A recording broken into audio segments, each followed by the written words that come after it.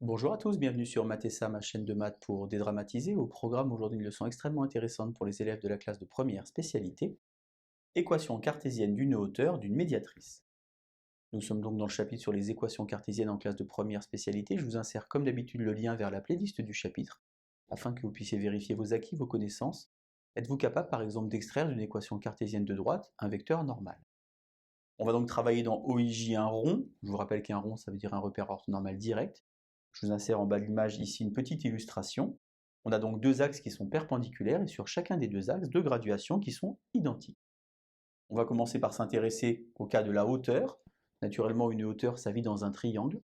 On a donc deux façons de nommer une hauteur. On peut dire par exemple la hauteur issue de C, donc la hauteur qui part du sommet C et qui est perpendiculaire au côté opposé, c'est-à-dire au côté AB, ou bien on peut également dire la hauteur relative au côté AB. Si je prends un point M sur cette hauteur, et bien dire que le point M appartient à la hauteur, c'est équivalent à dire que CM scalaire AB vaut 0. En d'autres termes, le vecteur AB est un vecteur normal à la hauteur. On s'intéresse maintenant au cas de la médiatrice, alors c'est un petit peu différent, puisque une médiatrice, c'est la médiatrice d'un segment, il faut donc deux points. On peut quand même avoir la médiatrice dans un triangle, puisque dans un triangle il y a trois côtés, donc trois segments, et donc potentiellement trois médiatrices. La définition d'une médiatrice, c'est très simple, c'est donc une droite qui est perpendiculaire à un segment en passant par son milieu. Dire qu'un point M appartient à la médiatrice, par exemple, du segment AB, c'est équivalent à dire que IM scalaire AB est égal à 0. Ce point I étant naturellement le milieu du segment AB.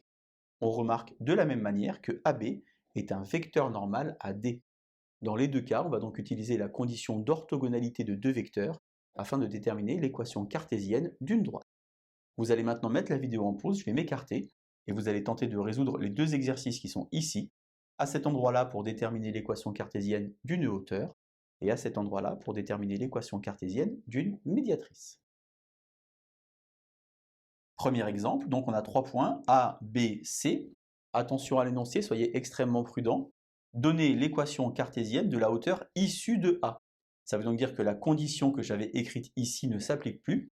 Ce n'est pas CM scalaire AB qui vaut 0, mais puisque la hauteur est issue de A, c'est AM scalaire BC qui vaut 0. Je vais donc déterminer les coordonnées du vecteur BC. Je vous rappelle que pour trouver les coordonnées d'un vecteur, on va donc faire coordonnées de l'extrémité moins coordonnées de l'origine. 5 moins 3, ça fait 2. 1 moins 2, ça fait 3. M, qui appartient à la hauteur, a pour coordonnées x, y. Je vais donc chercher les coordonnées du vecteur AM, c'est donc x moins 7 et y moins 8. Et j'applique donc la condition d'orthogonalité de deux vecteurs.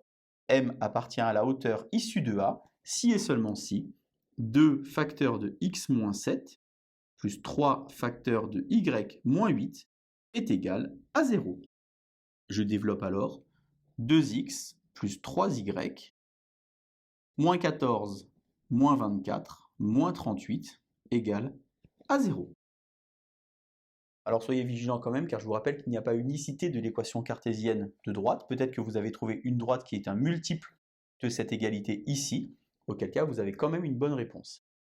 Si vous n'avez pas trouvé, vous remettez de nouveau la vidéo en pause et vous tentez de trouver l'exemple sur la médiatrice. J'ai pris donc les mêmes points, c'est pas la peine de les changer. On veut ici donc trouver l'équation cartésienne de la médiatrice du segment AB. Pour cela, on va déjà commencer par trouver I, le milieu de AB et ses coordonnées. Donc je vous rappelle que pour trouver les coordonnées d'un milieu, il faut donc faire la demi-somme. J'ajoute et je divise par 2. 7 et 3, 10, divisé par 2, 5. Moins 2 plus 8, 6, divisé par 2, 3. Je cherche alors les coordonnées du vecteur AB. Extrémité moins origine de nouveau. 3, moins 7, moins 4. Moins 2, moins 8, moins 10. Je prends, comme tout à l'heure, M de coordonnées x, y. Je vais donc calculer les coordonnées du vecteur IM.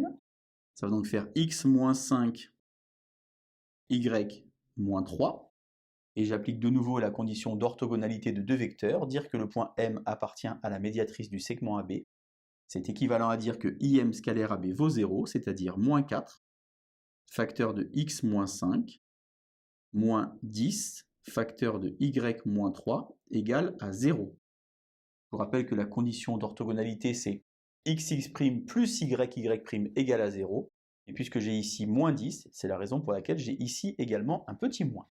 Je vais donc distribuer moins 4x moins 10y plus 20 plus 30 plus 50 égale à 0. J'ai expliqué tout à l'heure qu'il n'y avait pas unicité de l'équation cartésienne. Vous remarquez par exemple ici que je pourrais tout diviser par 2 ou même par moins 2 pour avoir moins de signes négatifs. J'aurai alors 2x plus 5y moins 25 égale à 0, et donc j'ai trouvé l'équation cartésienne de la médiatrice du segment AB.